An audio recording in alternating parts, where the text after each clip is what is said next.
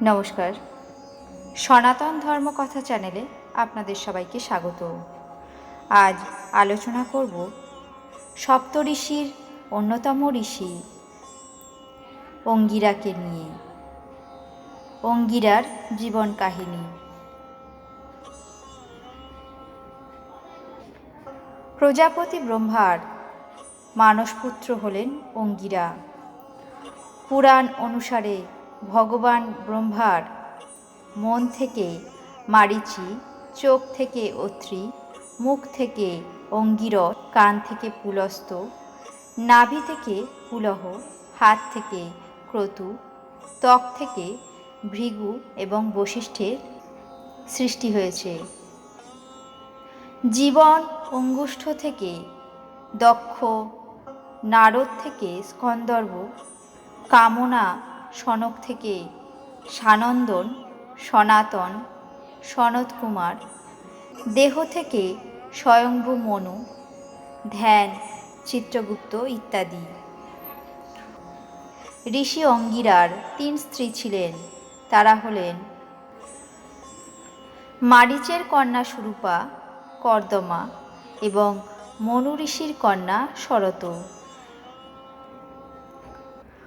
ভগবান সৃষ্টির আদিতে মানুষকে সৃষ্টি করেছিলেন। ব্রহ্মা, অগ্নি এবং আরও 4টি ঋষির মাধ্যমে 4টি বেদ প্রাপ্ত করেন।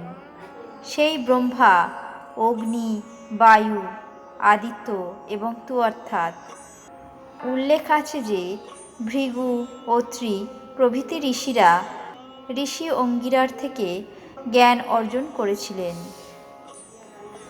ঋগ্বেদের মতে ঋষি অঙ্গিরা সর্বপ্রথম অগ্নির সৃষ্টি করেন। অঙ্গিরা ধর্ম ও রাজনীতির বিষয়ে অনেক কাজ করেছিলেন। অঙ্গিরার স্মৃতিতে ধর্মীয় আচার আচরণ সম্পর্কে সুন্দর শিক্ষা রয়েছে। কুশ ছাড়া ধর্মীয় আচার, জল স্পর্শ ছাড়া দান, সংকল্প, জপমালা ইত্যাদি অগণিত জপ, এসবই নতুন নতুন সৃষ্টি এবং পৃথিবীতে জ্ঞানের ভাণ্ডার ছড়িয়ে দিয়েছিলেন ঋষি অঙ্গিরা। পুরাকালে একবার ঋষি অঙ্গিরা অগ্নিদেবের পদ নিজে ধারণ করেছিলেন। ঋষি অঙ্গিরার এই ঔদ্ধত্যকে কখনোই সহজ মনে মেনে নিতে পারেননি। অগ্নিদেব জানতেন ঋষি অঙ্গিরা শীঘ্রই নিজের ভুল বুঝতে পারবেন। তারপর অগ্নিদেব ঋষি অঙ্গিরার প্রতীক্ষা করতে লাগলেন। বেশ কিছু কাল পর অগ্নিদেবের ভাবনাই সঠিক প্রমাণিত হলো। অঙ্গিরার উপর অগ্নিদেবের দায়িত্ব সামলানোর বোঝা ক্রমেই বাড়তে থাকল। দেবতাদের হবিষ্য পৌঁছে দেওয়া, যজ্ঞ অনুষ্ঠান করানো, সংসারের ঘটনাবলীর সাক্ষী হওয়া, এমন অসংখ্য কাজ অঙ্গিরার কাঁধে এসে পড়েছিল। অঙ্গিরা অগ্নিদেবের স্থান নিলেন তো বটে, কিন্তু এটাও বুঝতে পারলেন যে তার অগ্নিদেবের মতো যোগ্যতা নেই। অবশেষে একদিন ঋষি অঙ্গিরা স্বয়ং অগ্নিদেবের কাছে গিয়ে বললেন, হে দেব, আমি আপনার স্থান নেবার চেষ্টা করে ভুল করেছি। আপনার দায়িত্ব, আপনার কর্তব্য এখন থেকে আপনি নিজে পুনরায় গ্রহণ করুন। অগ্নিদেব এই পরিস্থিতির জন্য আগে থেকেই প্রস্তুত ছিলেন। তাই তিনি মনে মনে হেসে বললেন, ঋষিবর, আপনার বিরুদ্ধে আমার কোনো অভিযোগ নেই। আপনি আমার কাজ ভালোই সামলাচ্ছেন। তপস্যার ফলে আপনার তেজও আমার থেকে অনেক গুণ বৃদ্ধি পেয়েছে। আমার মনে হয় এবার থেকে আপনি এই কাজগুলো করুন। তাছাড়া আপনি এতদিন অগ্নিপদে আসীন আছেন। পুরো বিশ্বজগৎ এখন আপনাকেই অগ্নিদেব বলে মনে করে। ঋষি অঙ্গিরা অগ্নিদেবের থেকে এই উত্তর আশা করেননি। তিনি ভয় পেয়ে গেলেন। তার পক্ষে অগ্নিদেবের কঠিন দায়িত্ব সামলানো আর সম্ভব হচ্ছিল না।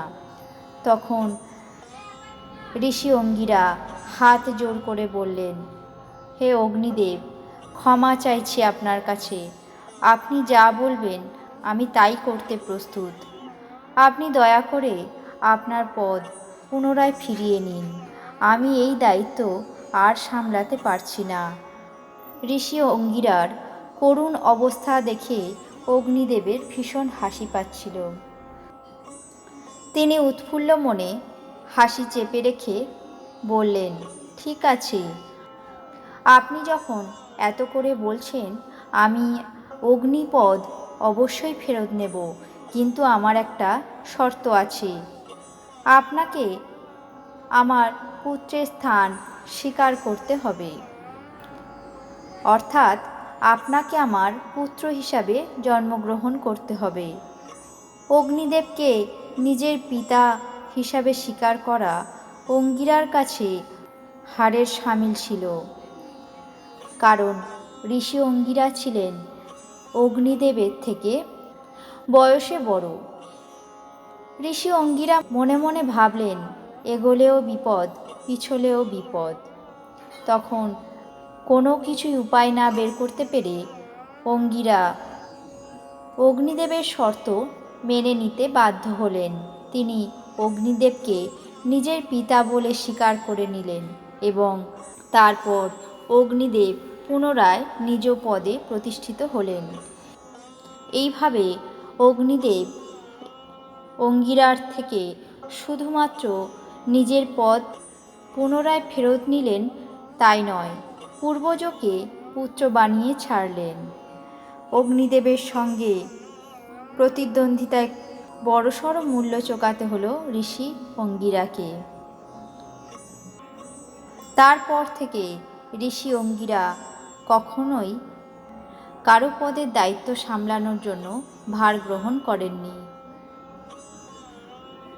এই ছিল ঋষি অঙ্গিরার জীবন কাহিনী। আপনাদের কেমন লাগলো তা অবশ্যই কমেন্ট বক্সে জানাবেন। চ্যানেলটিকে সাবস্ক্রাইব করবেন, লাইক করবেন, শেয়ার করবেন। ধন্যবাদ।